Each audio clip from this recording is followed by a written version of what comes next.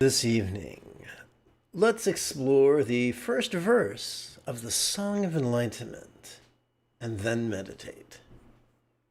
This is Lama Jigme Gyatso of the Buddha Joy Meditation School. Welcome to Meditate Like a Jedi. This is the Lama you are looking for. Yes, can you hear it? Somewhere George Lucas is face-palming. Well, welcome. I already did that. This evening, we could chant and meditate and enjoy a lesson or two. But first, if you love Star Wars and you wish to meditate as profoundly as Qui-Gon Jinn on Naboo, be sure to subscribe and ring that notification bell. If at any point during this evening's live stream you have a question about Buddhist meditation or Buddhist philosophy, or how to apply them to the particulars of your life, do not be bashful. Simply type your question in great detail in the chat window on the right-hand side of the screen.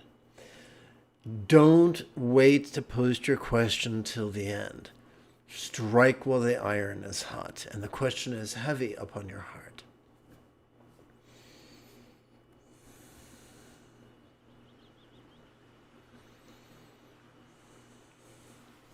So, first I'll chant it. Do you not see idle followers of the way? Not studying, not busy, not getting rid of delusions, not looking for the truth. The true nature of their ignorance is the Buddha nature. Their illusory empty bodies is the Dharma body. Lovely. But what does it mean? Glad you asked. So at the time when this was written, Taoism had been in China for centuries, and philosophical Taoism, I must say, and so was Buddhism. Buddhism's been around for, if my memory serves correctly, at this point, approximately 3 to 6 centuries.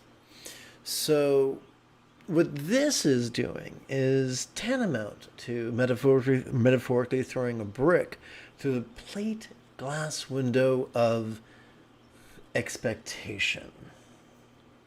So the first expectation that the author diligently shatters is that of diligence, someone working really, really hard at concentrating while sitting in the full lotus posture, or someone working really, really hard trying to memorize obscure sutras. But instead, he says, look, behold, me and my sister, we are idle followers. While, and you can almost hear the king of the Gungans go,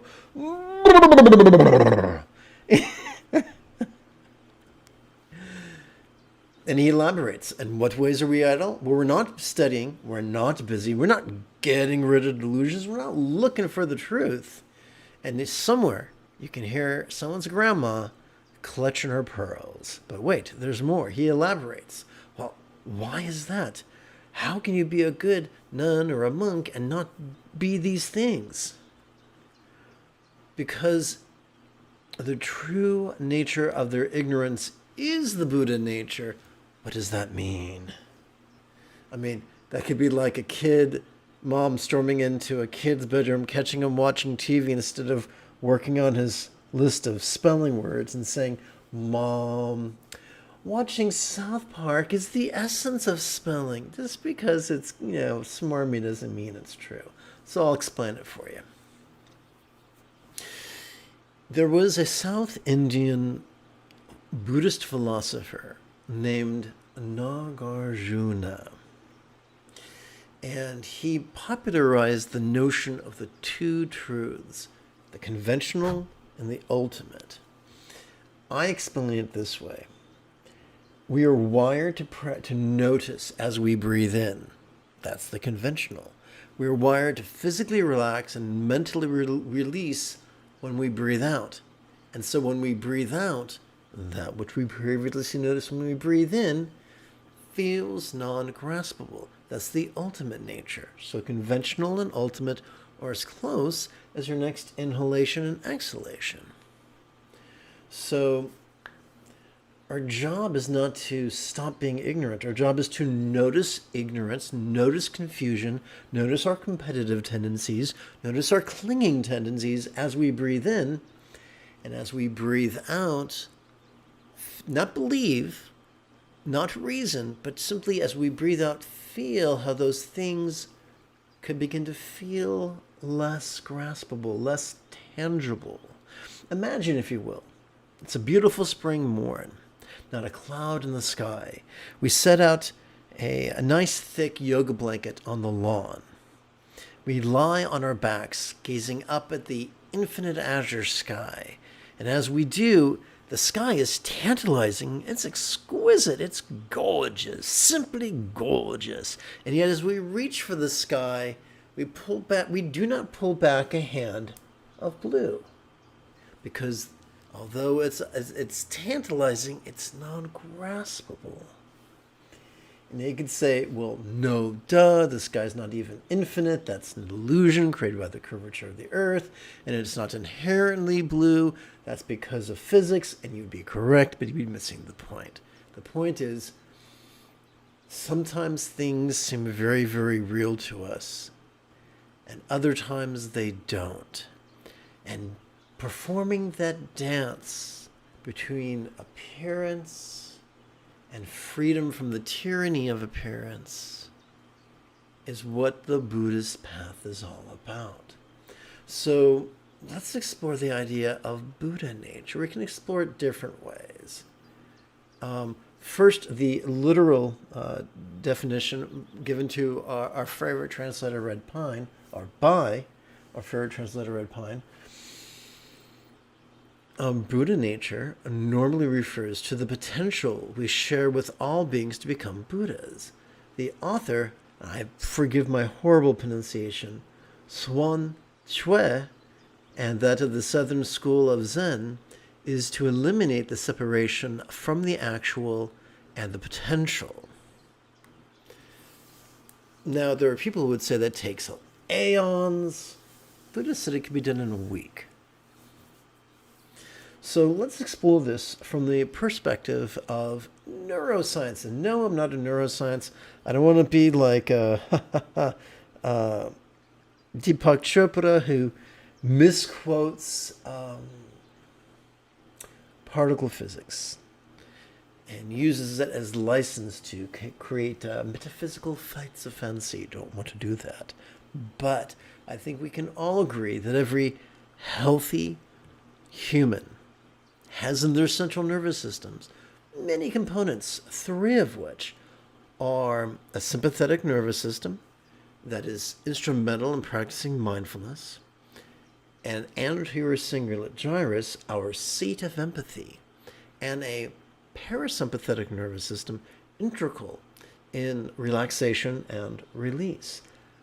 So, based on that, and assuming we have a fully functional prefrontal cortex, that is the neurological basis of our Buddha nature.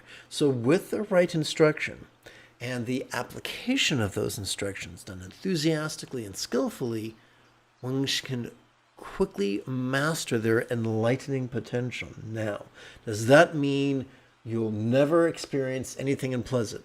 No. It doesn't mean that. Look at the example of Lao Tzu, who had to leave his prestigious job. Look at the example of the Buddha, who had numerous assassination attempts perpetrated on him before one was eventually successful. Look at the Christ, who was tortured to death. I think they'd say, just because you're enlightened doesn't mean the rest of the world's going to treat you like the sun shines out of your tuchus. Nope. What does it mean then?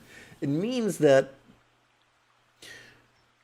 although we feel the full spectrum of sensations and perceptions and emotions and the like, and although we have primal survival drives that, if left unchecked, will beat all fulfillment out of our life.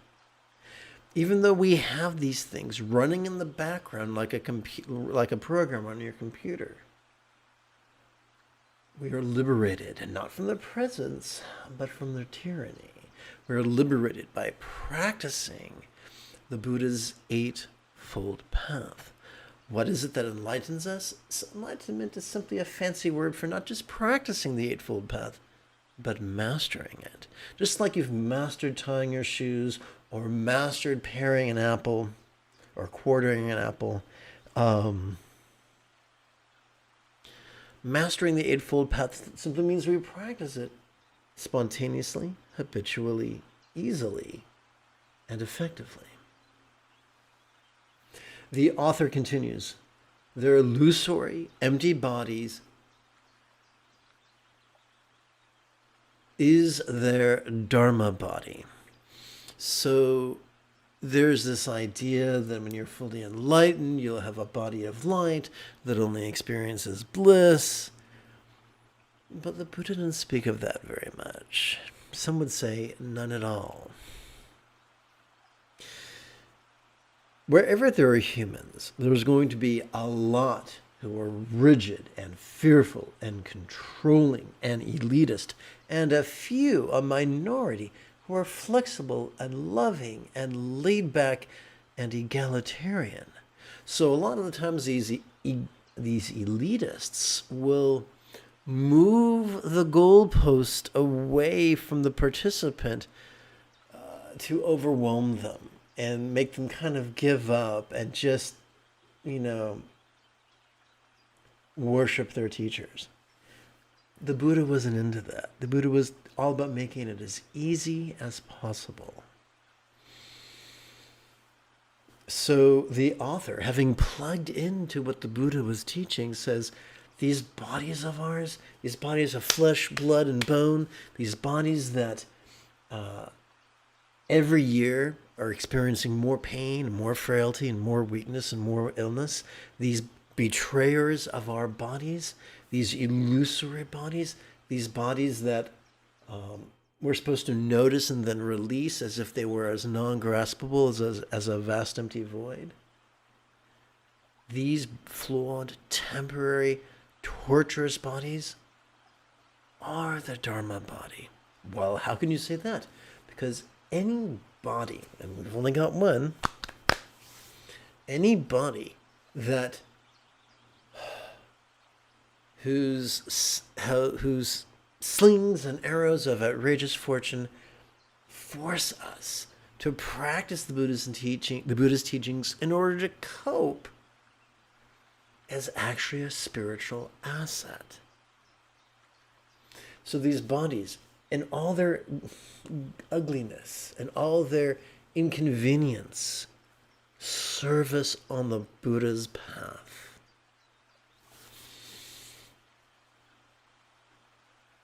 Those who would deceive us, those who would coerce us, would have us chase goals, but chasing and striving are antithetical to the Buddha's path of peace and of love. And so I would like to share with you a tantric kind of a joke. And it's been lost over the ages. Over the ages, it's been taken literally instead of figuratively, which is sad. But here's how it goes. What's the best time to learn the Dharma? Now. Where's the best place to learn the Dharma? Right here. Who's the best teacher? The one in front of you. Who's the best students? You. What's the best Dharma method? The one you've been given. The one you're practicing right now. Watch TV and you'll see commercials and they'll tell you, you need that. You need to go there and get that, and then you'll be happy. Then you'll be sexy and loved. In our culture, we have been convinced that now and here and our teacher and ourselves and this technique is not good enough. And we need to strive and search and strain and pay for better stuff. But if we just use the tools in front of us tonight, you can master the Buddha's path in a manner that is remarkably easy. Don't take my word for it. Put it to the test in the laboratory of your body and mind. Practice along with me. When you have questions, ask them in the chat window. And see if tonight you experience at least a modicum of bliss and peace. For a wiser man than I once said, the proof of the pudding is in the tasting.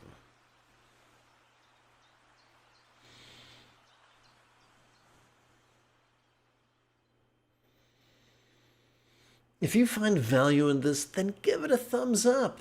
And of course, I offer a big thanks to the folks who through Patreon keep these live streams ad-free and completely independent.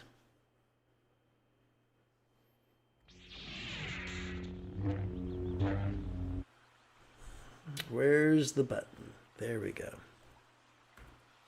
So I think it could be fun to begin by training our neural pathways, training the neural pathways responsible for empathy and enthusiasm.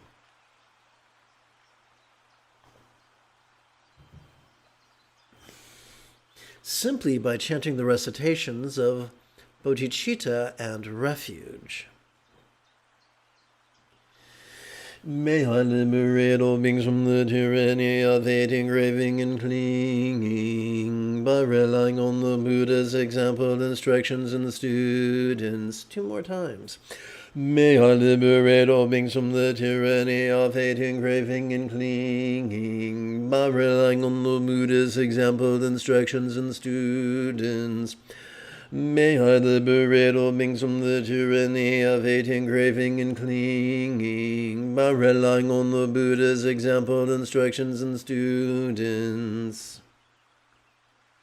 So the first fold of the Eightfold Path is the wisdom of letting go. We can train on that wisdom simply by chanting the Heart of Wisdom Sutra.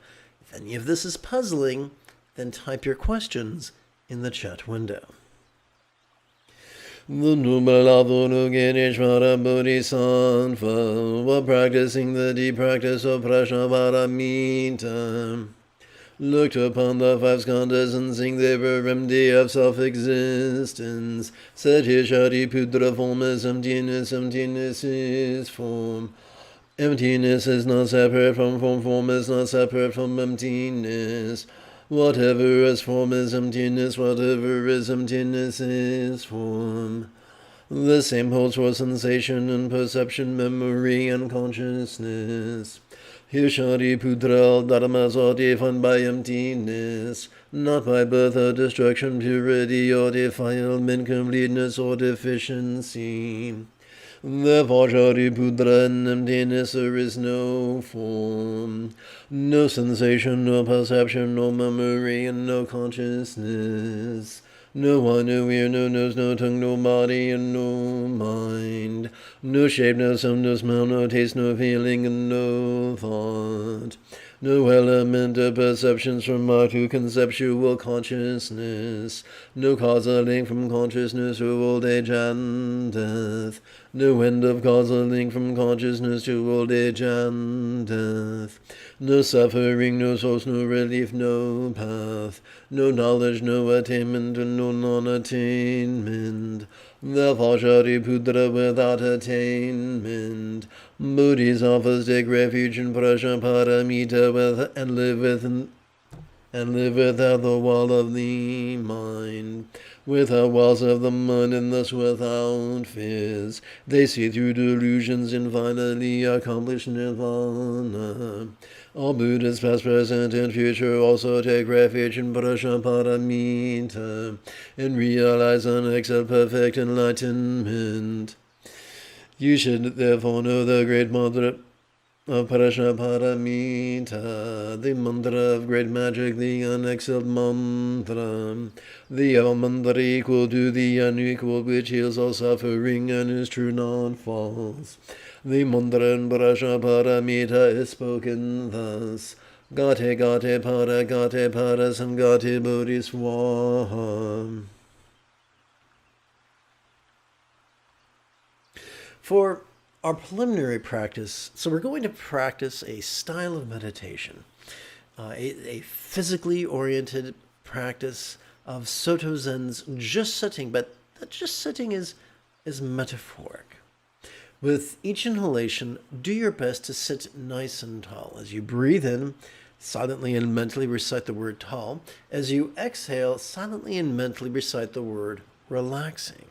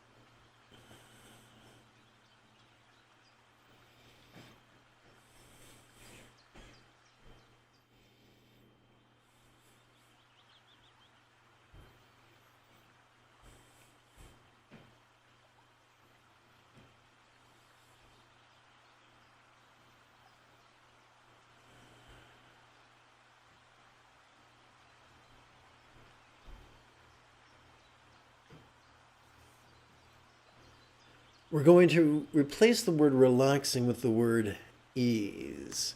And we're using ease as a verb. Like this, like the musical The Wiz. Ease on down now, ease on down the road. That's what we're going to do.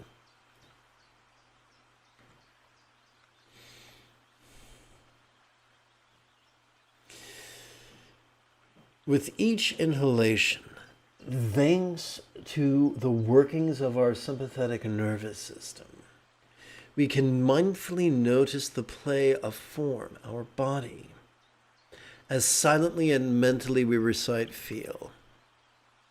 During each exhalation, due to the workings of our parasympathetic nervous system, we can meditatively relax into forms non-graspable nature.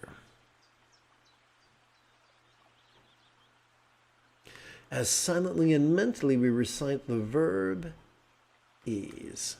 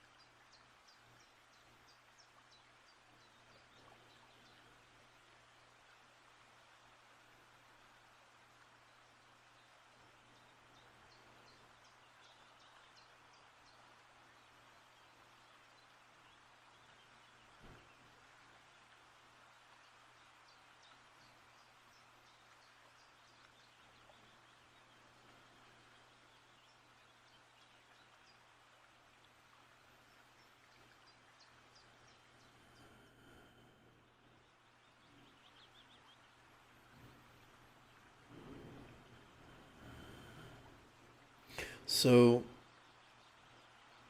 another way of describing this is observation and cessation. This body is the Dharma body. Feel, relax.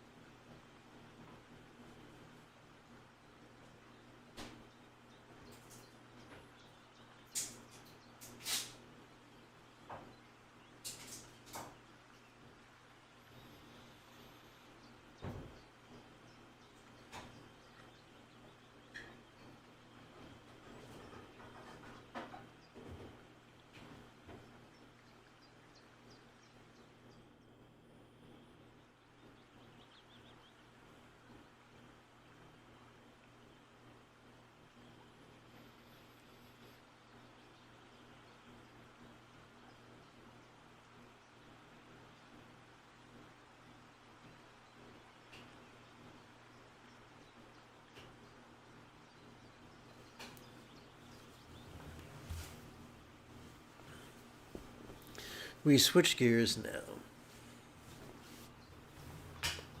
from form to mind.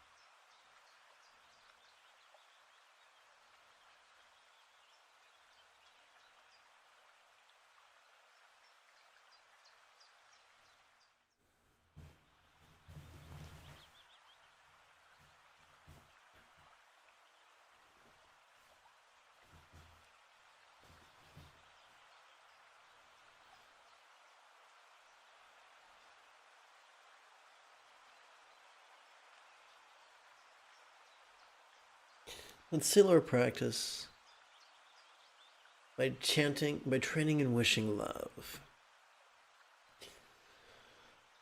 May everyone be free from stress, may everyone be happy. May no one be separated from the happiness. May everyone have balance from the tyranny of hating, craving, and clinging, freed.